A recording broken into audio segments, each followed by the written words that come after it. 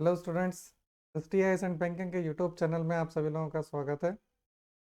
MPPSC 2024 का notification out हो चुका है।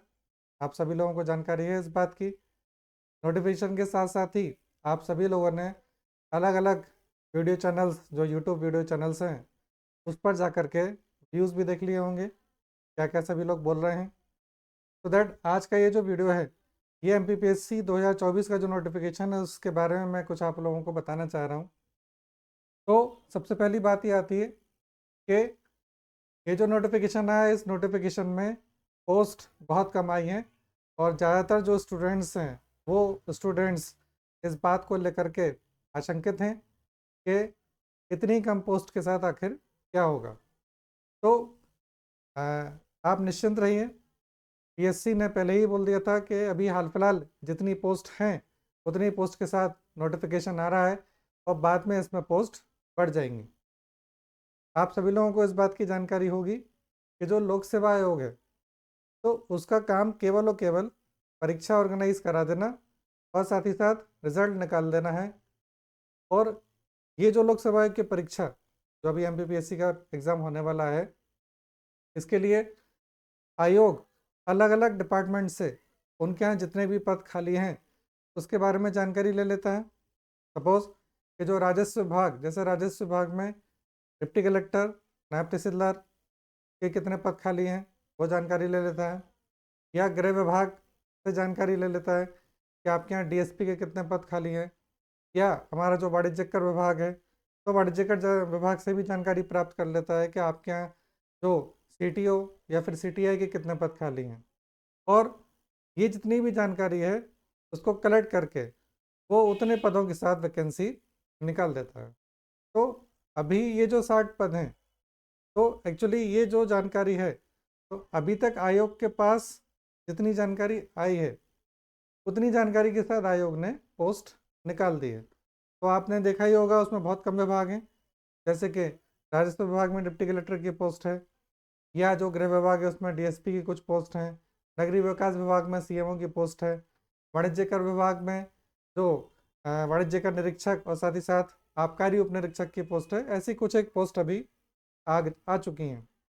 लेकिन जल्दी ही जो बाकी के जो डिपार्टमेंट हैं जो बचे हुए हैं वो भी अपनी अपनी पोस्ट लोक सेवा आयोग को पहुंचा देंगे, तो ये पोस्ट उसमें जुड़ जाएगी। इसलिए जो स्टूडेंट्स के मन में इस समय जो भ्रम है कि 60 पोस्ट के साथ ही परीक्षा होगी, तो ऐसा कुछ नहीं है।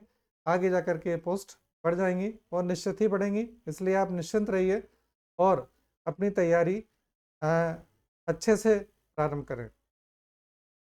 तो ये जो पोस्ट बढ़ने का कार्यक्रम है, ये प्रीलिम्स होने के बाद भी बढ़ सकती है, प्रीलिम्स होने के पहले भी बढ़ सकती है, और प्रीलिम्स होने के बाद जो रिज़ल्ट आता है, रिज़ल्ट आने के पहले पहले तक पोस्ट बढ़ सकती है इसमें, तो और निश्चित ही वो बढ़ भी जाएगी। इसलिए आप अपने मन से ये कन्फ्यूज़न हटा दीजिए कि इतनी कम पोस्ट हैं। दूसरी बात हम करते हैं कि जो आ, आपने नोटिफिकेशन में एक चीज़ और देखी होगी और उसमें लिखा हुआ है कि यदि सिलेबस चेंज हुआ तो उस बदले हुए सिलेबस के बारे में स्टूडेंट्स को जो जानकारी दे दी जाएगी वो समय पर रहते हुए दे दी जाएगी। इसको लेकर भी हाँ, मतलब कहना चाहिए, बहुत सारे स्टूडेंट्स या सभी स्टूडेंट्स आशंकित हैं कि सिलेबस चेंज हो जाएगा तो क्या होगा क्या नहीं होगा। तो देखिए, जो आपका बेसिक सिलेबस है, जैसे मध्य प्रदेश हो गया, हिस्ट्री हो गया, ज्योग्राफी है, कॉन्स्टिट्यूशन है, इकोनॉमी है, साइंस एंड टेक्नोलॉजी है, या फिर पर्यावरण है, कंप्यूटर है, ये बेसिक सिलेबस होता है। और ये जो सिलेबस है, ये सिलेबस चाहे आप एमपीपीएससी की बात करें, चाहे आप राजस्थान पीएससी, यूपीपीसीएस, इंडिया में आप किसी भी स्टेट सिविल सर्विसेज में चले जाएंगे तो ये बहुत कॉमन सिलेबस है, ये मिलेगा आपको। यूपीएससी में भी यही सिलेबस मिलेगा। इसके अलावा एडिशनल चीज़ें इधर उधर होती रहती हैं। तो यदि आयोग के द्वारा सिलेबस चेंज किया भी जाता है तो आप ये मान के चलिए थोड़ा बहुत फेरबदल होता है, मेंस में कुछ एक फेरबदल हो सकता है, लेकिन ये जो सिलेबस है जिसमें हिस्ट्री, ज्योग्राफी, पॉलिटी, जो कि एक परंपरागत सिलेबस होता है, ये वही रहता है जो है।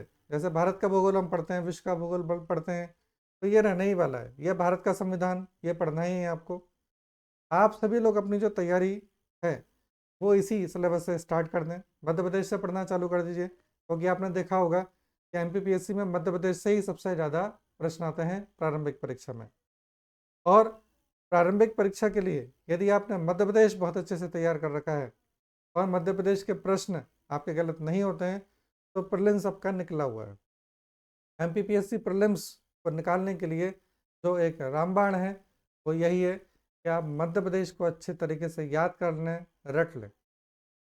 तो सिलेबस के बारे में जानकारी शीघ्र ही आ ही जाएगी, क्योंकि आपको जानकारी है कि गवर्नमेंट बन चुकी है, जो मंत्रिमंडल है उसको उसके विभागों का आवंटन हो चुका है, और जैसे ही कैबिनेट की मीटिंग होगी, किसी भी मीटिंग में यदि सिलेबस चेंज होने का यदि मैटर हुआ, तो किसी भी कैबिनेट की मीटिंग में, तो नॉर्मली मध्य प्रदेश का एक रहा है कि मंगलवार को कैबिनेट की मीटिंग होती भी है, और किसी भी कैबिनेट की मीटिंग में यदि सिलेबस चेंज हुआ तो वहाँ से वो अप्रूव हो जाएगा और आपके सामने आ जाएगा। यदि सिलेबस चेंज हुआ तो निश्चित ही जल्दी से जल्दी आयोग कोशिश करेगा कि जल्दी से जल्दी आपको सूचना वो दे दे। तो अपने मन में ये दोनों आशंकाएं थी आप लोगों की कि पोस्ट कम, तो मतलब आप बिल्कुल उम्मीद रखिए कि पोस्ट बढ़ेंगी इसमें, और साथ ही साथ सिलेबस चेंज यदि होता है तो उसकी जानकारी आपको जल्दी मिल जाएगी। और सिलेबस ऐसा नहीं है कि ये जो सिलेबस है उसको उठा के बिल्कुल ही बदल कर ही कोई नया सिलेबस आ जाएगा। सिलेबस चेंज होगा तो हार्डली, मुझे जो लगता है मेरे अनुसार, 20 से 30% सिलेबस चेंज हो जाएगा। तो इस वीडियो में केवल इतनी ही जानकारी देनी थी आपको। अगले वीडियो में फिर से मिलेंगे और एमपीपीएससी को लेकर के दृष्टि एजेंट बैंकिंग के द्वारा जल्दी ही आंसर राइटिंग की क्लास शुरू होने वाली है।